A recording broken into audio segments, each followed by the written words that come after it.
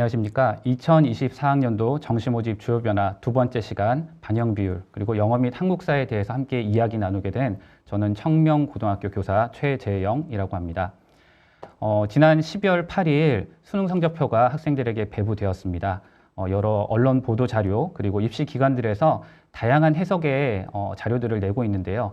일단 오늘은 여러 가지 복잡한 상황이 있을 수 있지만 수능의 반영 비율과 영어, 한국사 영역에 대해서 한번 같이 얘기 나눠보면서 학생들의 정시 모집 상담의 지도가 되는 방향성을 한번 찾아보도록 하겠습니다.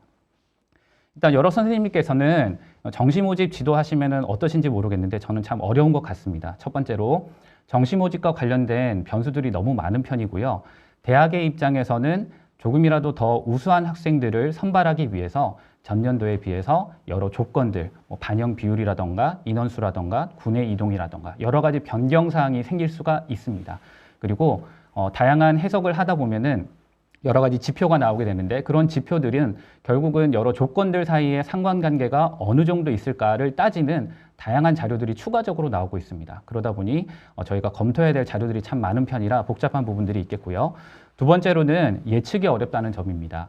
학생들이 특히 심리가 한쪽으로 쏠리게 되면 어떤 이슈가 있었을 때 특정 모집 단위에 학생들이 지원이 쏠리기도 하고요. 아니면 학생들 사이에서 이번에는 이런 부분들이 중요한 것 같아 라고 하는 부분들 때문에라도 많이 예측이 힘든 부분들이 있고 동일한 통계를 가지고도 어떤 것을 중요하게 생각하는지에 따라서 해석의 방향성이 다르기도 해서 참 예측이 어려운 것 같습니다. 마지막으로는 일선 학교에서는 졸업 후에 학생들을 상담하게 되는 경우도 있겠고요. 졸업생에 대한 여러 가지 영향력 또는 졸업생의 성적 이런 부분들이 저희가 영향력을 잘 파악하기 쉽지 않은 구조인 점 그리고 수시 모집 대비해서는 사례들이 좀 적은 편이라서 저희가 분석하기가 어렵다는 점도 있겠습니다.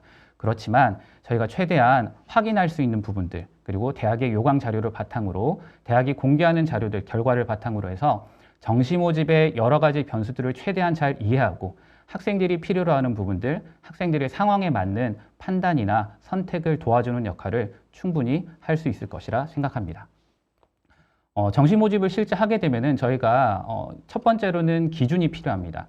학생의 성적표를 보았을 때 이 정도 성적이면 어느 정도 수준의 대학을 또는 모집 단위 학과를 지원할 수 있을지에 대한 기준을 잡아주는 것이 중요한데 이 부분들은 대학에서 공개한 70% 컷 이런 부분을 확인하시면 되니까요. 충분히 제시를 할 수 있을 거라 생각을 하고 두 번째로는 가장 중요한 것은 학생이 받았던 성적이 가장 유리하게 강점으로 작용할 수 있는 대학을 어떻게 선별할 것인가 그 부분이라 이 부분에 이제 선생님들께서 학생들이 잘 보지 못하는 또는 놓치는 부분들을 잘 도와주실 필요가 있을 것 같고요. 마지막으로는 학생의 어떤 선택의 과정들을 검토해 주시고 분석해 주시고 어느 정도 가능성이 있을지 없을지도 함께 고민해 주시는 그런 도움을 주시는 부분들이 필요할 거라 생각합니다. 이번 시간에는 수능의 반영 비율 그리고 영어 영역, 한국사 영역에 대해서 어떻게 구성되어 있는지 그리고 이들의 영향력이 정시 모집의 결과에 어떤 영향을 줄 수 있는지 그리고 전년도 대비해서 변경사항은 무엇이 있는지에 대해서 파악하는 것을 목표로 하겠습니다. 먼저 전년도 입시 결과를 확인을 하는 과정은 이렇게 하단부에 보시면요. 화면 하단부에 대입정보 포털 어디가라고 하는 사이트에서 검색을 하실 수가 있습니다. 그래서 경희대학교의 사례인데요. 국어국문학과, 영어영문학과처럼 이렇게 원하는 모집 단위에 대한 결과를 확인하실 수가 있습니다. 제일 먼저 확인하는 것은 해당 모집 단위의 모집 인원이 몇 명인지 그리고 경쟁률은 어떠했는지 그리고 충원 합격, 예비 번호를 받은 학생들이 몇 번까지 합격했는지에 대한 정보들을 모두 확인하실 수 있고요. 그 다음에 이제 저희가 흔히 표현할 때 라인을 잡는다고 표현을 하죠. 학생이 이 성적이라면 이 정도 대학을 지원할 수 있을 것 같다라고 했을 때 그 라인을 잡는 데 있어서 최종 등록한 학생들의 70% 컷의 평균 100분위가 제시되어 있습니다. 물론 이 값이 정확하게 맞다라고 할 수는 없겠지만은 대략적으로 우리 학생들의 성적의 국어, 수학, 탐구 영역에 평균을 한번 보셨을 때 100분위의 평균이 제시되어 있는 값과 유사한지 정도에 따라서 해당 대학을 지원하는 것이 괜찮을지 아니면 좀 어려울지를 판단할 수 있을 것이고요. 그리고 결론적으로는 가장 중요한 것들 중에 하나는 무엇이냐면은 대학별 환산 점수입니다. 지금 경희대의 상황에서는 총점이 800점 만점에서 국어국문학과의 같은 경우에는 545.6점의 환산점이 최종 등록자의 70% 컷으로 제시되어 있죠. 저희는 보통 100점을 기준으로 한 점수에 워낙에 익숙하다 보니까 이렇게 제시되면은 이 점수가 어느 정도 잘 본 점수인지 또는 우리 학생의 성적은 과연 이 상황에 대입했었을 때 이 대학의 환산식에서 이 정도 값이 나올 수 있을지 좀 가늠이 쉽지는 않습니다. 따라서 오늘 가장 큰 목표 중에 하나는 대학에서 정시 모집과 관련된 대학별 환산 점수의 산출 과정을 한번 훑어보면서 그 유불리의 상황이 어떻게 발생할 수 있는지를 파악하는 것을 목표로 하겠습니다. 사례를 하나 같이 보고 넘어갈 텐데요. 경희대학교 전자공학과의 사례입니다. 전년도 70% 컷의 평균 백분위는 90으로 제시되어 있고 두 학생의 사례가 있습니다. A 학생은 평균 백분위가 90 정도 되고요. B 학생은 86점 정도 조금 아쉽긴 하죠.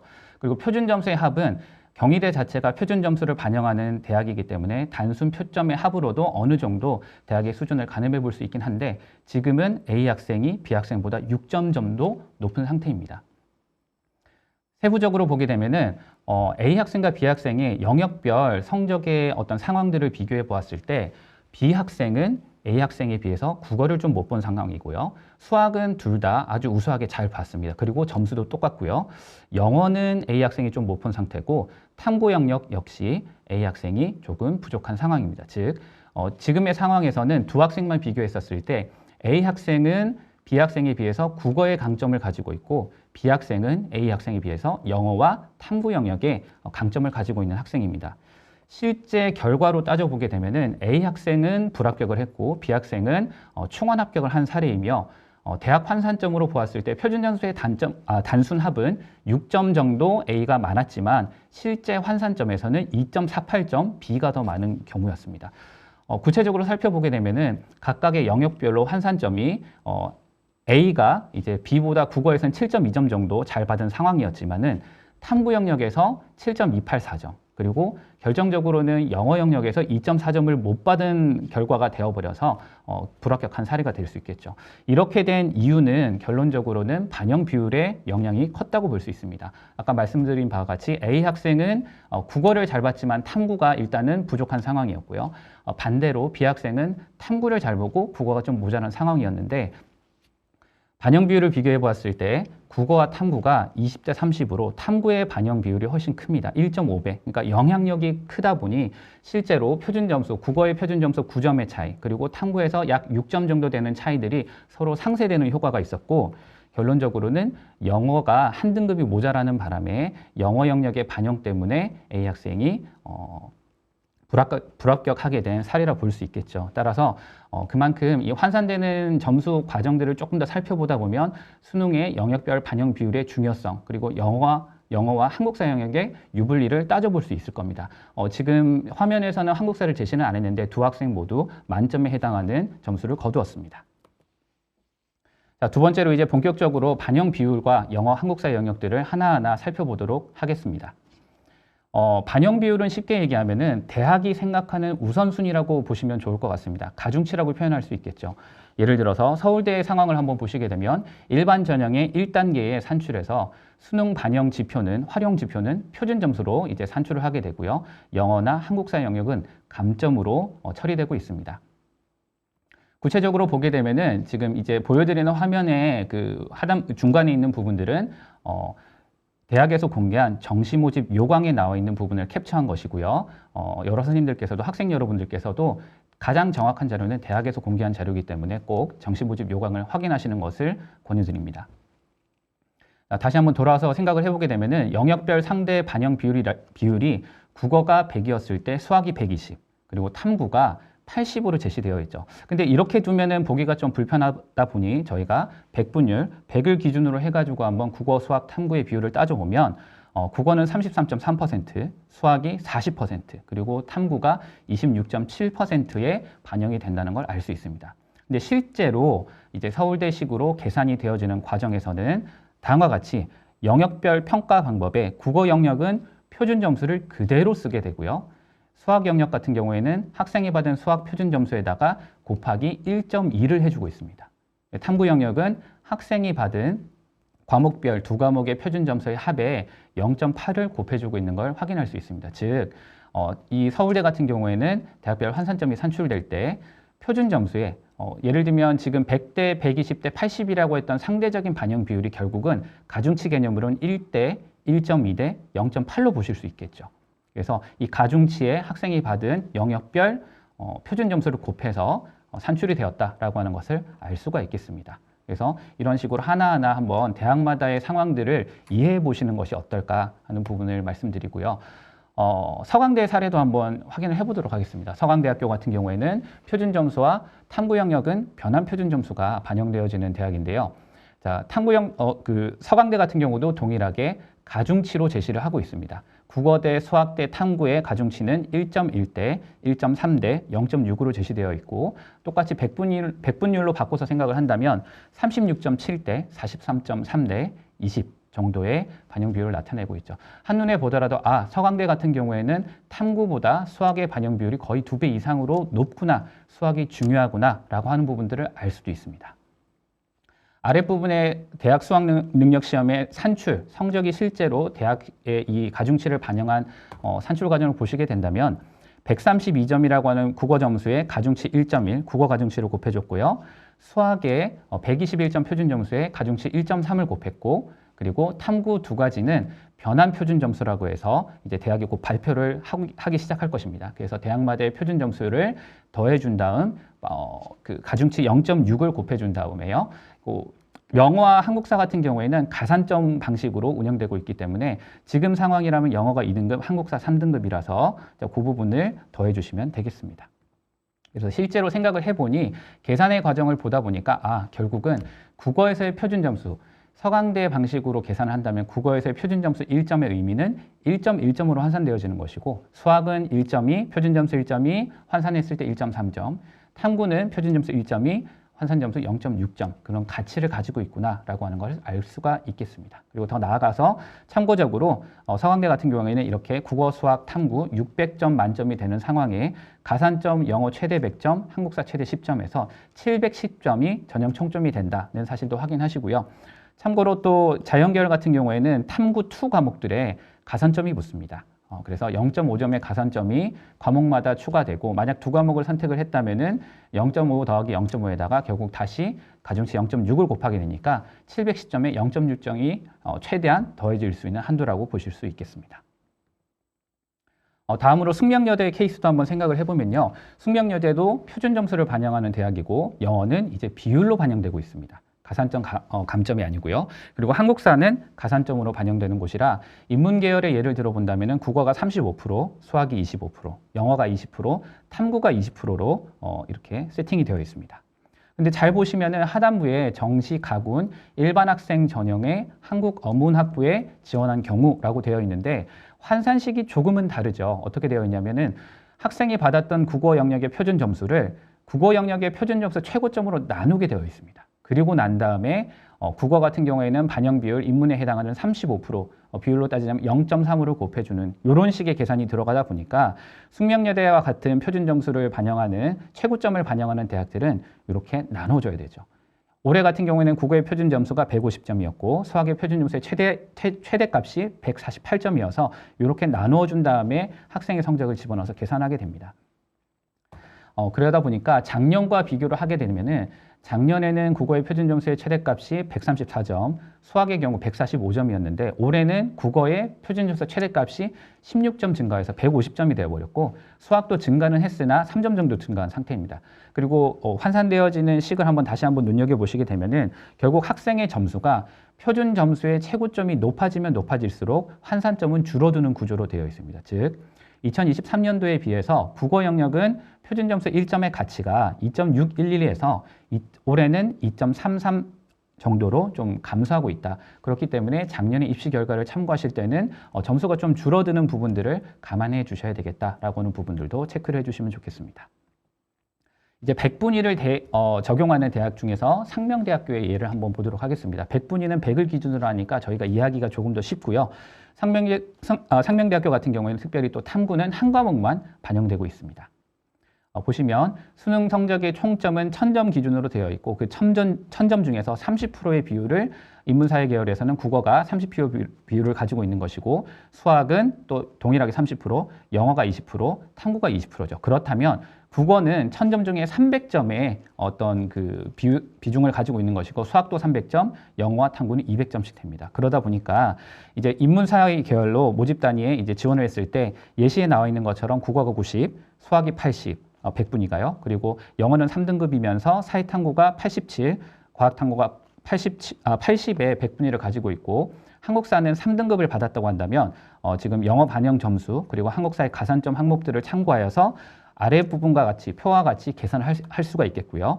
인문사회 계열의 모집 단위를 보시게 되면은 학생이 받았던 국어 성적 90에 3을 곱하는 걸 보실 수 있을 겁니다. 왜냐하면 원래는 비율이 0.3으로 들어가는 부분이지만 지금 보셨던 것처럼 전형 총점을 100이 아닌 1000으로 보고 있기 때문에 이제 비율이 0.3이 아니라 곱하기 10을 해서 3이 곱해진다.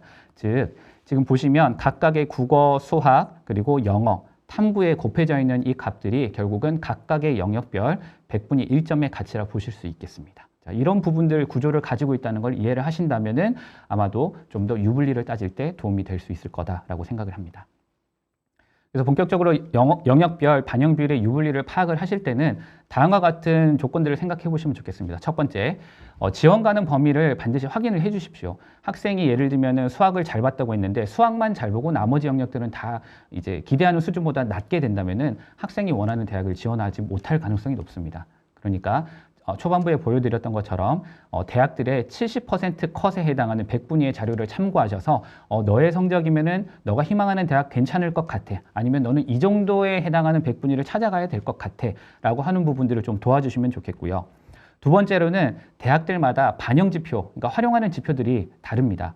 표준 점수를 반영하는 대학 또는 100분위를 반영하는 대학, 탐구 영역에서는 변환 표준 점수를 반영하는 대학 이렇게 다양하게 있다 보니까 그것에 따라서 유불리도 나뉘어질 수 있겠죠. 주로 상위권 학생들 같은 경우에는 동일한 표준 점수에 여러 개의 동일한 100분위에 여러 점수의 표준 점수가 개수가 나올 수 있기 때문에 상위권일수록 표준 점수를 반영하는 대학도 많고 실제로 그렇게 지원을 하는 것이 유리할 수 있고요.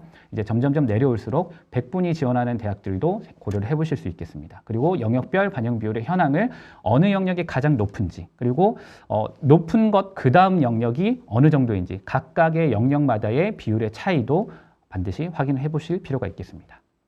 세 번째로는 영역별 가중치를 비교하는데 이게 이제 일종의 좀 수작업이 들어갈 수도 있겠지만은 왜냐하면 하나만 보고 지원하기는 어렵고요.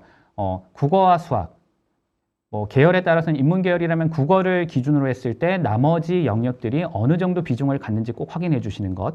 그리고 자연 계열이라면 수학을 기준으로 생각할 수도 있겠지만은 통일성을 위해서 국어 기준으로 수학이나 탐구, 영어 이런 식으로 다 한번 비교해 보시면서 가중치가 내가 잘 본 것이 가중치가 높고 내가 못 본 영역이 가중치가 낮다면 유리하지 않을까 이런 판단도 할 수 있을 것 같습니다.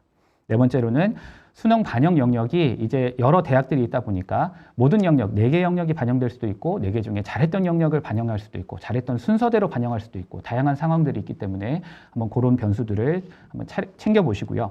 반영 영역이 지정되는 경우도 있습니다. 그 다섯 번째로는 영어가 이제 비율로 적용되는지 여부가 일단은 대부분 학교들이 많은 학교들이 비율로 적용이 될 텐데 이제 그 비율이 어느 정도를 차지하고 있는지 그 비율 내에서 등급 간의 차이가 어느 정도인지 점수 차도 한번 보실 필요가 있겠고요. 탐구 영역이 2개가 반영되는지 하나만 반영되는지 또는 사탐과 가탐에 대한 제한이 걸려 있는지도 꼭 확인을 해 주셔야 되겠습니다. 마지막으로는 전년도 대비해서 반영 방법 또는 비율 변화와 같이 변경 사항은 어떠한 것인지를 꼭 한번 확인을 해 주실 필요가 있겠습니다.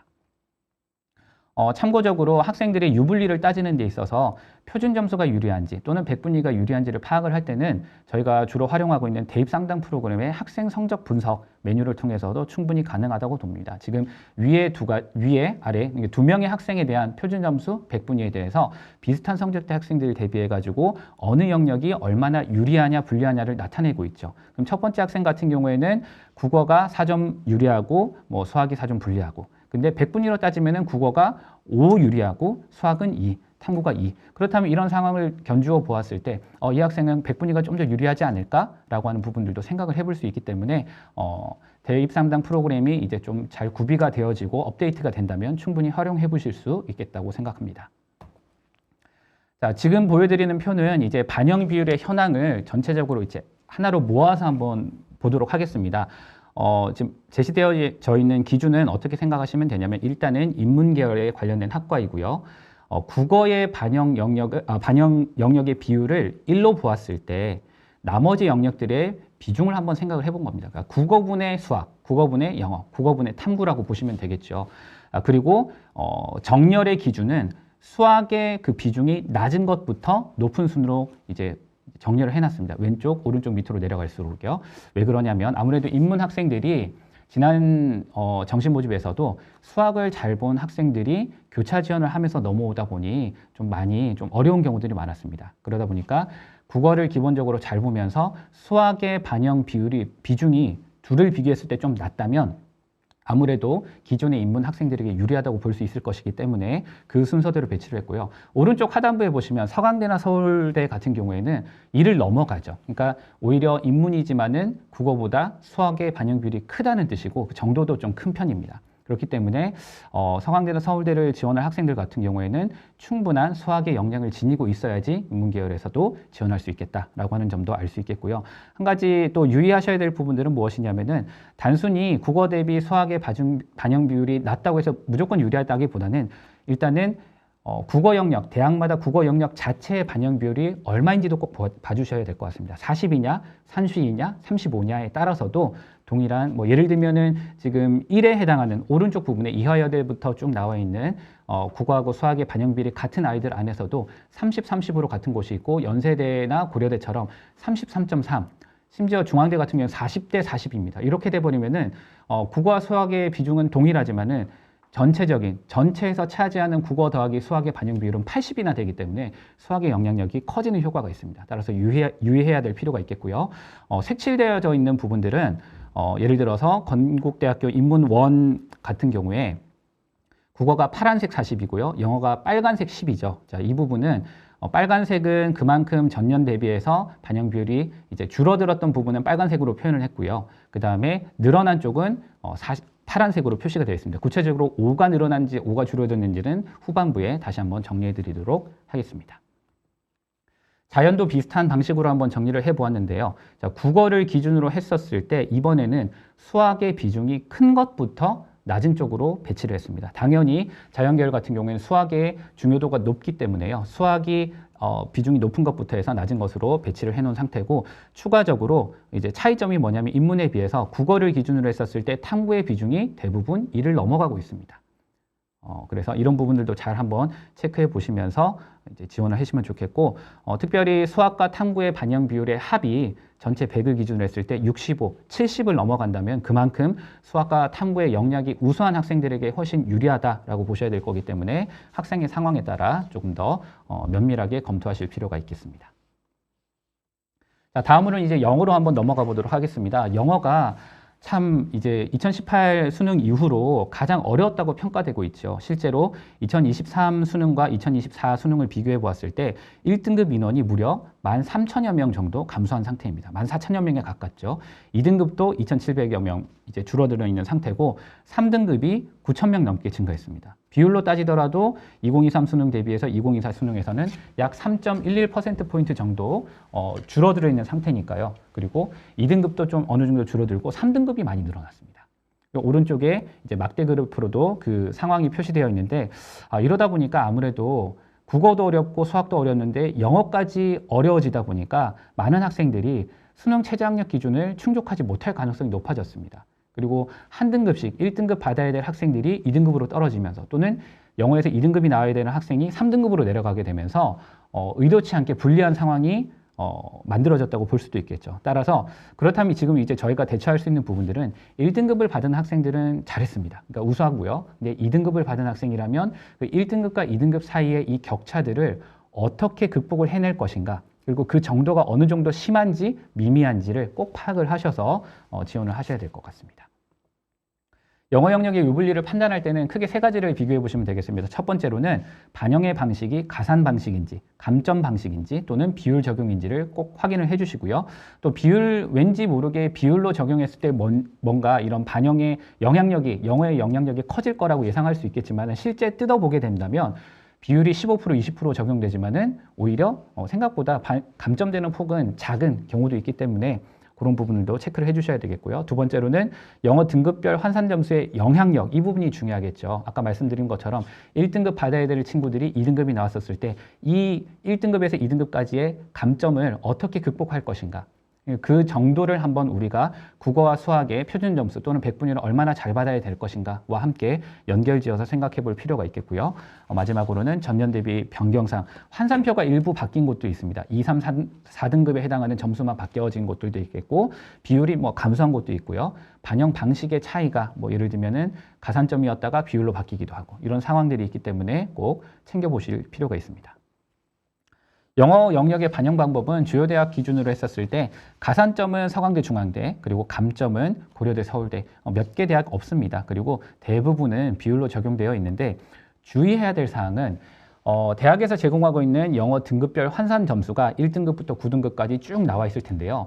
이것이 실제 대학의 환산식으로 들어갈 때는 달라지는 경우가 있습니다. 예를 들어 이화여대로 한번 생각을 해본다면은 다음과 같은 환산 점수를 제공하고 있습니다. 1등급과 2등급 사이의 간격이 2점이죠.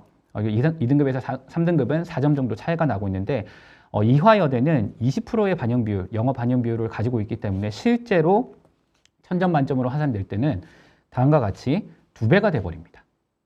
그러니까 영어의 불리함이 2배가 되어버리는 효과가 있죠. 그렇기 때문에 이런 부분들에 좀 유의하셔서 영어가 절대평가이기 때문에 아마도 좀 반영 효과가 영향력은 좀 미미할 거야 라고 이렇게 생각하는 분들도 계시겠지만은 꼼꼼히 따지다 보면 결국은 합격과 불합격은 1점 또는 0.1점, 0.01점으로도 갈릴 수 있는 부분이기 때문에 이 부분들을 꼭 잘 챙겨보셔야 되겠습니다.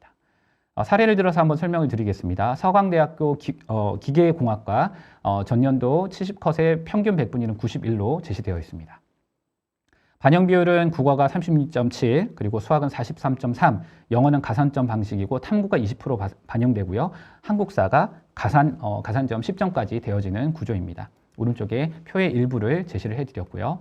자, A, B 두 학생이 있었는데 잘 보시면 아까와 비슷합니다. 표준 점수의 합은 그러니까 A 학생이 2점 정도 높았지만 실제로는 불합격해버린 사례고요. 곰곰이 하나하나 뜯어보니 A 학생은 B 학생보다 국어에서 탁월함을 보였고요.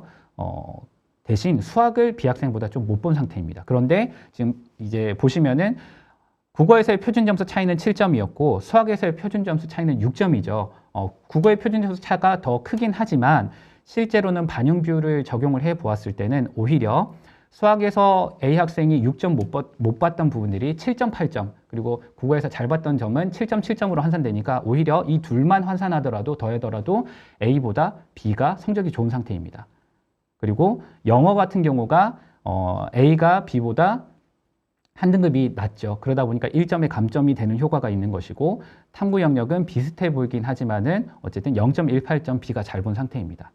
그래서 A가 불합격을 했고 B는 합격한 사례로 제시되어 있죠. 그래서 어떻게 보면 지금 보셨을 때는 국어, 수학, 탐구에서는 당연히 이제 합을 해보면은 B 학생이 잘 본긴 했지만 좀 비슷비슷한 상황인데 결정적으로 이 영어에서의 1점이 상당히 컸다고 볼 수 있습니다. 즉 영어 영역에서의 환산점 1점이 상당히 소중하게 작용할 수 있으므로 유의하셔야 되겠고 추가적으로는 지금 대기업에 아까 보셨던 평균 백분위를 조회할 수 있는 입시 결과 사이트에서 아마 2023에 대한 것들은 제시한 대학도 있고 제시 안 한 대학도 있을 테니 2022에 해당하는 성적을 확인해 보시면 그 모집 단위마다 70컷에 해당하는 영어의 등급이 제시되어 있습니다. 그럼 그것을 참고하셔서 이전에는 이 정도 영어 등급이 갔었는데 내가 비슷하다, 아니면 잘 봤다, 아니면 좀 못 봤으니까 불리할 것 같아. 그럼 그 불리함을 극복하려면은 어떻게 해야 될까? 이런 부분들을 한번 생각해 보실 필요가 있겠습니다. 다음으로 한국사 영역을 생각을 해보게 된다면요. 대부분은 가산점 또는 감점으로 반영되어 있고요. 웬만한 경우에는 이렇게 지금 보시면요. 일부 대학의 등급별 반영 점수를 이렇게 표로 만들어 본 상황인데 대부분은 3등급 이상이면 만점이라고 보시면 되겠고요. 4등급이 나온다 할지라도 자연은 만점이고, 그러니까 감점이 없는 상태고, 인문에서는 조금씩 감점이 들어갈 수는 있습니다. 그러니까 어쨌든 안전하게 하시려면 3등급 이내였다면 괜찮겠지만은 내가 인문을 지원을 하려는데 4등급인데 감점이 0.2점이라도 있다. 그렇다면 아까 보셨던 것처럼 환산점으로 봤을 때는 진짜 0.01점도 좀 아쉬운 상황이 나올 수 있기 때문에 좀 유의하셔서 내가 만약에도 한국사에서 4등급이 나와서 또는 5등급이 나와서 감점이 되는 부분들이 있다면은 그 부분을 만회하기 위한 부분들도 고려를 해보셔야 되겠고요. 한국사 반영을 좀 특이하게 하는 사례로서는 3육대가 있는데 3육대에서는 한국사를 탐구 한 과목으로 대체해주는 그런 경우도 있으니 참고해 보시면 되겠습니다. 그리고 이제는 전체적으로 전년 대비해서 반영 비율 또는 영어 또는 한국사의 어떤 반영 방법에 변경이 있는 대학들을 쭉 한번 정리를 해보겠습니다. 건국대학교 같은 경우에는 반영 비율이 지금 보시면 어느 영역에서 빠지고 어느 영역이 추가되고 라고 하는 부분들을 보시면 되겠는데요. 인문자연 통틀어서 영어와 한국사에서 5%가 빠졌고요. 총 10%가 빠졌죠. 그 빠진 10%를 국어 또는 수학에 분배하거나 국어에 10을 주거나 이런 형식이고요. 한국사가 비율 반영해서 등급별 감점으로 바뀌었습니다. 이렇게 이제 많은 변화가 있는 대학들은 전년도에 입결을 참고하실 때 좀 더 보수적으로 좀 유의해서 이제 해석을 하실 필요가 있겠고요. 덕성여대 같은 경우에는 국수형에서 잘했던 거 30, 30, 15 그리고 탐구를 하나 25를 반영을 했었는데 이번에는 그거를 전체 묶어서 잘했던 순서대로 35, 35, 22, 10이죠. 이러면 잘했던 잘한 영역에 대한 가중치가 높아져 버렸고 못한 것은 가중치를 낮춰져 버렸습니다. 그러면 어떤 성적에 대한 부분들이 산출식의 점수가 조금 올라가는 효과가 있을 수 있으니 유의하셔야 되겠고요.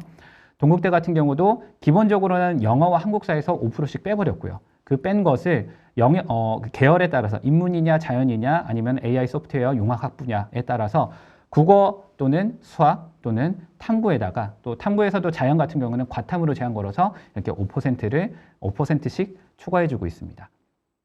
이렇게 빠지고 늘어나는 부분들에서 꼭 생각을 하셔야 되는 거는 5를 빼고 5를 넣었다. 그럼 10이 차이 나는 효과가 있는 것이기 때문에 그 자체로도 가중치가 확 달라질 수 있습니다. 유의해 주시고요. 서울과기대 같은 경우에는 일부 환산 점수 2등급부터 4등급 정도가 변경이 있다는 점, 시립대의 경우에는 인문 3에 해당하는 이 모집 단위에서는 수학의 반영 비율을 5% 줄인 것을 국어에다가 5%를 반영을 해주고 있습니다. 성균관대학교가 한번 확인해 봤을 때 많이 바뀌었죠. 그래서 반영 비율이 수학과 탐구를 5%씩 인문에서는 줄였고요. 자연에서는 탐구를 10% 줄여버렸습니다. 그리고 그 줄인 10%를 영어에 배치를 했고요. 이제 좀 다른 대학과 다른 방식인 것이 대학이 자체적으로 변환 표준 점수를 산출해서 이미 홈페이지에 공지를 해놨습니다. 뒤에 가서 확인을 해볼 것이고요. 한국사 같은 경우에는 가산점에서 감점으로 바뀌어져 있기 때문에 좀 유의해서 보셔야 되겠습니다. 이화여대는 인문임에도 불구하고 탐구에서 5%를 빼서 수학의 반영 비율 5%를 더 넣어줬기 때문에 인문이라 할지라도 수학의 중요도가 높아져 있는 상태다라고 보시고요. 중앙대학교 같은 경우에는 반영 비율이 공공인재학부가 탐구를 5% 줄이면서 국어에 5%를 늘려주고 있습니다. 그리고 한국예대는 영어에서 이제 인문에 해당하는 반영 비율 15%의 모집 단위에서는 등급별 환산 점수의 변경이 있으므로 꼭 확인하셔서 유불리를 따져보셔야 되겠습니다. 다음으로 이제 수도권 대학들에서도 경기대학교 같은 경우에는 사회과학대학에 들어있는 법학과 공공안전학부 그리고 휴먼서비스학부 그리고 공공인재학부 같은 경우가 이제 수학의 영향력을 10% 줄여버리고 국어의 영향력을 10% 늘려줬습니다. 20% 차이 나는 거죠. 이렇게 되면. 그리고 단국대학교 죽전 캠퍼스 같은 경우에는 건축학 전공을 제외한 자연 이제 계열 모집 단위에 영어 반영 비율을 5% 줄이고 가탐을 늘려놓은 상태고요. 영어의 2부터 4등급까지의 환산 점수가 변경이 되어 있다는 점 참고해 주십시오. 인하대 마찬가지로 등급별 환산 점수가 변경이 좀 되어 있고요. 한국항공대 같은 경우에는 경영학과 또는 항공경영학과 같은 경우에 영어의 반영 비율을 빼버려가지고 수학과 탐구 쪽으로 늘려준 상태.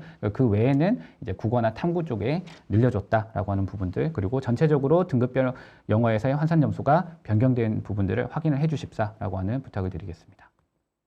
그리고 제가 지금 보여드린 자료들은 아무래도 이렇게 함께 얘기를 나누기 위해서 정리하고 계산하는 과정에서 혹시나 오타나 오류가 있을 수 있으므로 반드시 정확한 내용들은 해당 대학의 정시 모집 요강을 꼼꼼히 검토해 주시는 것을 부탁드립니다. 추가적으로 사례를 보는데요. 이 사례는 전년도 입시 결과를 참고하실 때 좀 유의를 하자 어떤 면에서 만약에 반영 비율이나 이런 변경사항이 있는 대학들 같은 경우에는 조심해서 봐야 되겠다는 예인데요. 건국대는 좀 전에 보셨던 것처럼 2023 대비해서 2024가 되면서 국어 수학의 반영 비율이 5%씩 늘어났고 영어와 한국사가 5%씩 감점되면서 한국사는 감점제로 바뀌었습니다. 자, 그래서 이제 보시게 되면은 A, B의 두 학생이 전년도 방식으로 계산하게 되면은 A가 합격이고 B가 불합격이었지만은 2024의 방식을 반영 비율을 그대로 적용을 해버리게 된다면은 오히려 지금의 상황에선 A보다 B가 환산점이 높게 나올 수 있는, 즉 순위가 바뀔 수 있다는 점, 그 부분에 유의를 해주셔야 되겠죠. 이유는 A 학생에 비해서 B 학생이 이제 국어도 수학도 조금씩 더 잘 본 상태이기 때문에 이쪽의 반영 비율이 늘어나면서 미미하지만 점수가 뒤집어지는 효과가 있었다라고 하는 점들을 참고해 주십시오. 따라서 반영 방법이 변경된 대학 같은 경우는 특히나 전년도의 입시 결과를 참고하실 때 조금 더 말씀드린 바와 같이 보수적으로 접근하시고 유의해 주실 필요가 있겠습니다. 자, 이제 세 번째로 이제는 지금까지 봤던 수능의 어떤 반영 비율 그리고 영어, 한국사 부분들을 대학별로 묶어서 한번 검토해보고 마무리 짓도록 하겠습니다. 고려대, 서울대, 연세대를 한번 보시게 되면요. 특징적인 부분들은 서울대를 보시면 서울대가 표준 점수를 반영하고 있다. 그리고 수능 반영 총점이 600점으로 일단은 1단계에서 환산되어진다라고 하는 점이고요. 수학의 반영 비율이 세 개 대학 중에서 가장 높다. 그리고 40이나 반영하고 있다라고 하는 부분들이 특징적입니다. 그리고 고려대와 서울대를 비교를 해보게 된다면은 영어를 둘 다 감점제를 반영을 하고 있고요. 근데 감점되는 등급 사이에 1등급과 2등급 사이에 감점되는 부분들이 고려대는 3점인 반면 서울대는 0.5점이 감점되고 있기 때문에 아무래도 영어의 영향력은 수능 반영 총점을 고려해서 보정한다 할지라도 고려대가 서울대보다는 영어의 영향력이 조금 더 있겠다라고 하는 부분을 확인할 수 있는 그런 표이죠. 자, 그리고 연세대 같은 경우에는 확인을 해보았을 때 영어가 비율로 적용되고 있습니다. 그리고 그 비율 적용된 부분들을 실제 반영 점수로 환산을 해보았을 때 인문 같은 경우에는 1등급이 166.7점, 2등급이 158.3점, 이제 둘째 자리에서 반올림한 결과고요. 그렇게 되니까 1등급과 2등급의 격차가 8.3점이나 나고 있습니다.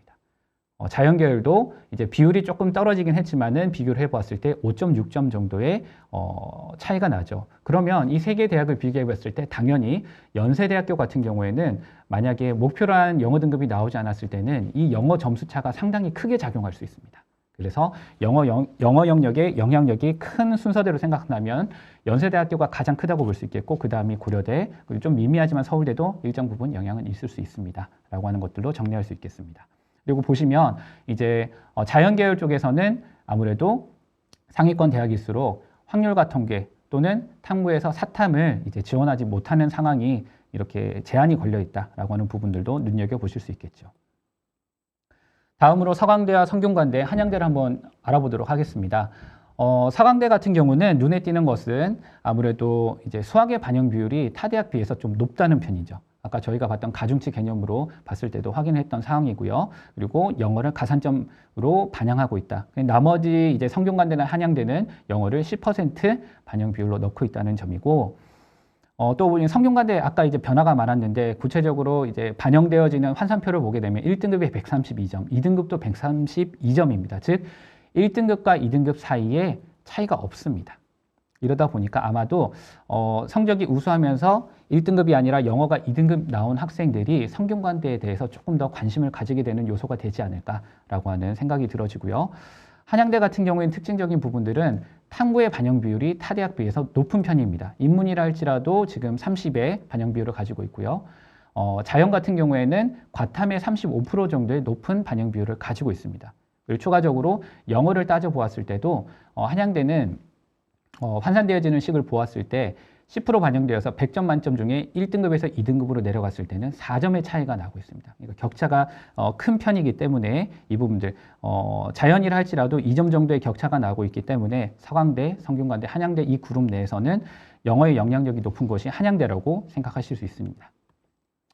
자, 다음으로 경희대, 서울시립대, 이화여대, 중앙대, 한국외대를 한번 살펴볼 텐데요. 이전의 대학에 비해서 하나의 대학 내에서 여러 개의 어떤 그 반영 비율의 세트가 구성되어 있다는 점을 이제 유의하셔야 되겠고요. 그래서 인문을 먼저 살펴보게 된다면 경희대학교는 영어의 실제 반영 점수가 이제 요강에는 200점 기준으로 나와 있지만은 실제로는 800점 만점이고 반영 비율이 15%가 되다 보니까 0.6을 곱하게 됩니다. 그래서 이렇게 좀 줄어들어 있다라고 하는 부분들을 조심하셔야 될 것 같고요.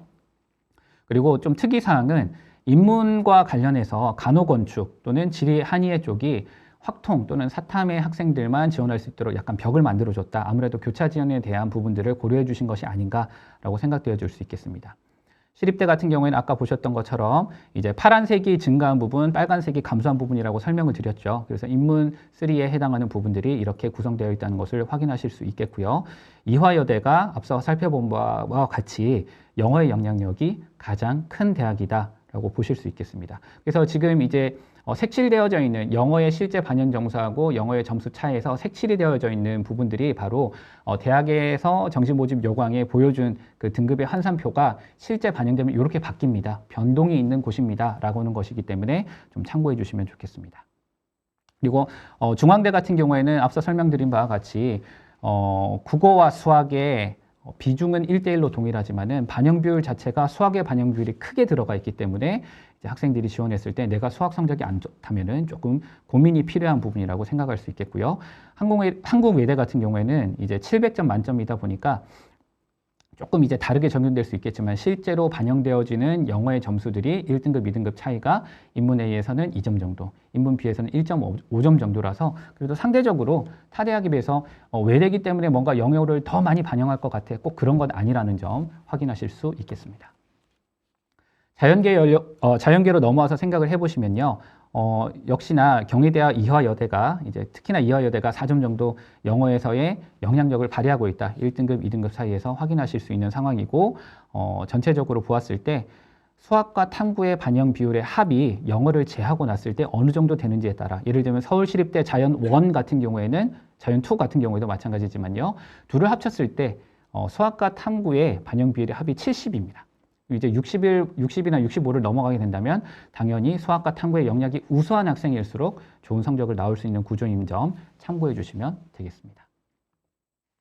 다음으로 건국대, 동국대, 숙명여대, 홍익대, 인문에 해당하는 부분들을 이제 좀 살펴보게 된다면요. 홍익대가 눈에 보입니다. 표준 점수를 반영하는 곳이고 수능 반영 총점을 기재하지 않았는데 아무래도 학생들이 받았던 표준 점수에다가 반영 비율을 곱하면서 더해지는 형식이라 딱 정해진 반영 총점을 기재하기 어렵기 때문에 비워뒀다라고 생각해 주시면 될 것 같습니다. 눈에 딱 보이는 것 중에 하나는 또 건대가 반영 비율이 영어가 10%로 제일 작다고 하는 점. 그러면서도 급가는 2점 정도 나고 있기 때문에 반영이 어느 정도 영향력이 있겠다라고 하는 점들을 유의하셔야 될 것 같고요. 그리고 숙명여대가 지금에 제시되어 있는 건국대, 동국대, 숙명여대, 홍익대 중에서는 영어의 점수 1등급과 2등급 사이의 점수 차이가 가장 커서 영향력이 크다라고 얘기를 할 수 있겠습니다. 좀 특징적인 사항으로는 홍익대와 동국대가 동일하게 1등급과 2등급 사이의 점수의 차이가 0.75점으로 나와 있긴 한데요. 이 둘이 반드시 똑같은 건 아닙니다.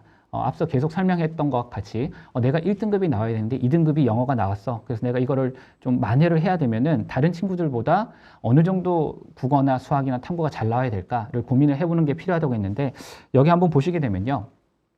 홍익대 같은 경우에 1등급이 나와야 할 친구가 2등급이 나오게 되면은 전체 이제 점수에서 0.75점이 감점되고 있습니다. 그런데 이제 홍익대 방식으로 국어를 환산을 하다 보면은 반영 비율이 0.3이니까 받았던 점수에 0.3점 가중치가 곱해지는 것이라 표준 점수 1점에 0.3점의 의미가 있다고 보실 수 있겠죠. 그러면 홍익대에서 내가 0.75점의 영어에서의 2등급대에서 감점이 되었다면은 최소한도로 다른 친구들보다 표준 점수가 2점이 넘게 더 잘 나와야 되겠죠. 2점도 모자라고 3점 정도는 잘 나와야지만이 그 불리함을 극복할 수 있는 사례고 동국대 같은 경우에는 비슷하게 전형 총점에서 0.75점 감점되는 부분이긴 한데 인문을 기준으로 했을 때 반영 비율 35%를 한번 계산을 해보다면요. 환산점이 표준 점수 1점당 1.75점으로 환산이 되고 있습니다.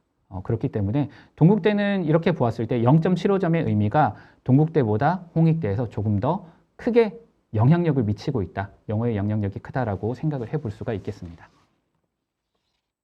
다음으로 이제 자연 계열 쪽을 확인을 해볼 텐데요.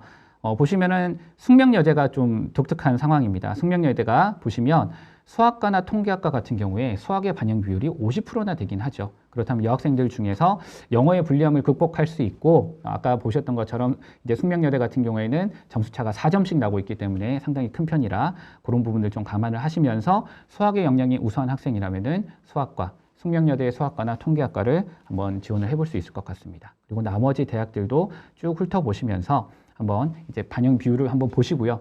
자연계열은 계속 말씀드리지만은 수학과 탐구의 이 둘의 합이 어느 정도 되는지에 따라 가지고 이제 또 그 역량을 비교해 보실 수가 있겠습니다. 자, 다음으로 광운대, 국민대, 명지대, 상명대, 서울과기대, 숭실대, 인문에 해당하는 부분들을 확인을 해본다면은 이제 이 정도로 이제 대학을 여러 가지를 탐구하다 보니까는 이제 지금 제시하는 대학들은 좀 균등해지는 느낌이 들기도 합니다. 그러니까 영어 비율이 같고요. 그 다음에 좀 차이가 나는 부분은 반영 지표가 좀 제각각으로 이제 달라지기 시작합니다. 광운대처럼 표준 점수에다가 변환 표준 점수를 하기도 하지만은 국민대나 서울과기대처럼 표준 점수를 반영하는 곳 또는 명지대나 상명대와 같이 백분위를 반영하는 대학들도 생기기 시작하고요. 특히나 그 명지대, 상명대 같은 경우는 백분위이면서도 탐구를 하나만 반영하고 있다. 그렇기 때문에 두 과목 다 잘한 학생들보다는 두 개의 탐구 과목 중에 하나만 잘하는 학생들, 근데 그것을 탁월하게 잘하는 학생들이 있을 수 있어서 그 부분에선 유리할 수 있겠구나라고 하는 부분들도 생각할 수 있겠고요. 전체적으로 이제 국어나 수학이나 탐구들이 어느 한쪽이 극단적으로 높지는 않습니다. 뭐 이제 상명대처럼 인문에서 35대 25대 20대 20이라서 국어의 영향력이 좀 크게 들어가는 부분들도 있겠지만은 아니면 30대 30대 뭐 20대 20 이런 식으로 조금은 이전에 봤던 대학들에 비해서는 좀 균등해지고 있다라고 하는 부분들이 특징이 될 수 있겠고요. 영어의 반영 비율이 지금 크게 들어가는 곳은 세종대와 숭실대로 확인이 되어지고 있습니다. 그리고 국민대, 명지대, 상명대, 서울과기대 경우에는 이제 환산 점수에 실제적인 반영되는 것들은 좀 달라지고 있으니 참고를 해주실 필요가 있겠습니다. 자연으로 넘어와서 본다면은 여전히 세종대 그리고 숭실대 같은 경우가 자연계열 쪽에서 영어의 영향력이 크다라고 하는 부분들을 알 수 있겠고요. 대학들마다 상황이 조금씩 모집 단위에 따라서 달라질 수 있어서 수학이나 탐구에서 이렇게 그 수학의 확통의 지원자도 지원할 수 있는 곳, 그리고 탐구에서 사탐을 응시한 학생도 지원할 수 있는 곳, 이렇게 다양하게 제시가 될 수 있기 때문에 학생의 상황에 따라, 필요에 따라 한번 좀 선택을 고민하실 필요가 있겠습니다. 자, 이제 네 번째로 마지막으로 상담 시 참고하실 사항들을 한번 정리해 보도록 하겠습니다. 최근에 정시나비라고 하는 한셀 기반의 프로그램이 배포가 되어 있습니다. 이제 이 프로그램은 어떻게 구동되는 것이냐면요. 화면에 있는 노란색 부분들을 이제 조건을 바꾸시고 입력을 해보시고요. 그 다음에 오른쪽에 학생의 성적을 입력하는 부분들이 있습니다. 표준 점수를 입력하시게 되면은 하단부에 이제 2024에 학생의 성적이 환산되어서 나와질 것인데 100분위로 아마 점수가 나오게 될 것이고요. 그것을 2023 작년도의 상황으로 한번 이제 매칭을 시켜주는 과정이다. 그래서 매칭을 한 다음에 작년의 입시 결과에 어떤 반영의 조건들을 잘 한번 반영을 해서 이제 이 학생의 성적이 작년을 기준으로 했었을 때 어느 정도 잘 나왔느냐 아니면 좀 모자람이 있느냐를 대학별로 또는 모집 단위별로 검색을 해보실 수 있는 프로그램입니다. 조금 더 이제 보완될 부분들도 있겠지만은 선생님들께서 학생들과 상담을 하실 때 좀 대략적인 라인을 잡아가는 것들이 조금 이제 눈에 잘 보이지 않는다 하실 때는 이 정시나비를 활용하시는 것을 추천드리고요. 하단부에 보시면은 여러 개의 시트들이 추가로 달려 있습니다. 이 각각의 시트들, 모집 단위 시트, 군별 인원 시트, 경쟁률, 충원율, 반영 비율, 영어 한국사 영역마다 이제 각각의 좀 세부적인 내용들이 들어있기 때문에 그거를 참고하시면은 학생들과 상담을 진행하실 때 도움을 받을 수 있을 거라 기대합니다. 그리고 정시나비 자체로만 상담을 끝내실 수는 없고요. 이 정시나비에서 확인한 여러 가지 이제 지원의 가능성들을 확인하신 다음에는 구체적으로는 대입상담 프로그램에 들어가셔서 하나하나의 입시 결과들을 사례를 분석을 해주시고 누적비까지 확인하신다면은 더 촘촘하게 좀 더 도움이 되는 상담이 될 수 있을 거라 생각합니다. 그래서 마지막으로 정시모집 상담 시 참고할 사항은 다음과 같습니다. 첫 번째로 학생의 성적이 강점으로 작용할 수 있는 대학이나 모집 단위를 탐색하는 것이 가장 중요하겠죠. 저희는 오늘 수능 반영 비율이나 아니면 영어 또는 한국사를 가지고서 어떤 불리함이 생길 수 있을까, 또는 그 불리함들을 어떻게 극복할 수 있을까를 같이 한번 살펴보았습니다. 그래서 이 부분들은 두 번째 나와 있는 것처럼 계속 환산을 해보셔야 됩니다. 계산을 해보시고 학생이 희망하는 대학 계산을 해본 다음에 이 부분에서는 너가 점수가 조금 마이너스 될 것 같아 라고 하는 부분들을 한번 짚어보실 필요가 있겠고요. 특별히 환산점을 산출하실 때 프로그램을 쓰시다 보면은 공지사항을 통해 가지고 계속 업데이트 되는 부분들이 내용이 제시가 될 것입니다. 왜냐하면 아무래도 이런 부분들은 다 프로그램에 이제 전문가 선생님들께서 다 검토하시고 산출식을 집어넣는 과정 속에 뭐 오타가 있을 수도 있고요. 점수가 잘못 들어가는 경우가 있다 보니까 좀 정확한 산출이 되는지를 꼭 확인을 해 주십사, 업데이트를 확인해 주십시오라고 부탁을 드리겠고요. 세 번째로는 앞서 말씀드린 것처럼 누적비를 활용해서 학생의 상대적인 위치를 파악하는 것이 중요합니다. 대략적으로 너는 이 성적이라면 이 정도의 위치가 될 거야. 그러니까 그 위치를 대학의 상황들이나 대학의 어떤 입결이랑 비교를 해봤을 때 너는 가능성이 있을 것 같아. 아니면 조금 어려울 것 같아. 조금 더 한번 지켜봐야 될 것 같아. 라고 하는 부분들을 한번 같이 얘기 나눠보시면 좋겠고요. 네 번째로는 심리에 관련된 부분이죠. 지원 성향에 영향을 끼칠 수 있는 다양한 이슈들이 생길 수 있습니다. 그래서 이 부분들은 여러 뉴스 보도 자료 또는 입시기관에서 나오는 여러 가지 분석 자료, 그리고 학생들이 많은 수험생 커뮤니티가 있을 겁니다. 그래서 그 커뮤니티에 들어가셔서 여러 내용을 좀 참고를 해주시고, 그러면서 올해는 학생들이 좀 보수적으로 접근하고 있는지, 아니면 여러 가지 조건들, 이슈들 때문에 그 상향 지원을 하려고 하는 상황들이 뭐 상위권에서 많이 나올 수 있다. 아니면 이 정도의 등급대 또는 이 정도의 성적대에서는 이런 경향성을 보일 것 같다. 라고 하는 어떤 그런 경향성을 파악하실 필요가 있을 것 같고요. 마지막으로는 꼭 모의 지원을 해보시긴 해야 됩니다. 왜냐하면 아무리 저희가 구체적으로 분석을 한다 할지라도 뭐 작년의 결과가 올해 똑같이 반복된다는 보장도 없고요. 올해 학생들이 4번에서 네 번째로 말씀드렸던 지원 성향에 영향을 끼칠 수 있는 여러 가지 이슈들이 생길 수 있기 때문에 그것 때문에 어떤 특정 모집 단위로 쏠려버리면 저희들이 애써 상담한 부분들이 조금 의미가 없어질 수도 있습니다. 그렇기 때문에 꼭 모의 지원과 경쟁률들이 어떻게 이루어졌었는지, 그리고 어떻게 실제 원서를 접수하실 때도 어떻게 바뀌어지는지도 꼼꼼하게 분석을 해보시면서 학생들과 함께 좋은 정시 지도를 할 필요가 있을 것 같습니다. 자, 지금까지 수능 반영 비율과 영어 한국사 영역을 바탕으로 해서 학생들의 정시 모집 상담에 도움이 될 수 있을 방법들을 한번 같이 얘기를 나눠 보았습니다. 거듭 말씀드리는 부분들이지만 제가 정리했던 내용들 중에서 오타가 있을 수도 있고요. 계산 과정에 오류가 있을 수 있으므로 반드시 정시 모집의 요강을 꼼꼼하게 잘 훑어봐 주시기를 부탁드립니다. 그리고 모쪼록 남은 시간 동안에 학생들과 함께 잘 고민해 주시고 여러 가지 변수들 잘 고려해 주시고 공부해 보시면서 학생들의 미래에 큰 도움이 될 수 있는 의미 있는 좋은 선택을 할 수 있기를 기대합니다. 이상으로 마치도록 하겠습니다. 감사합니다.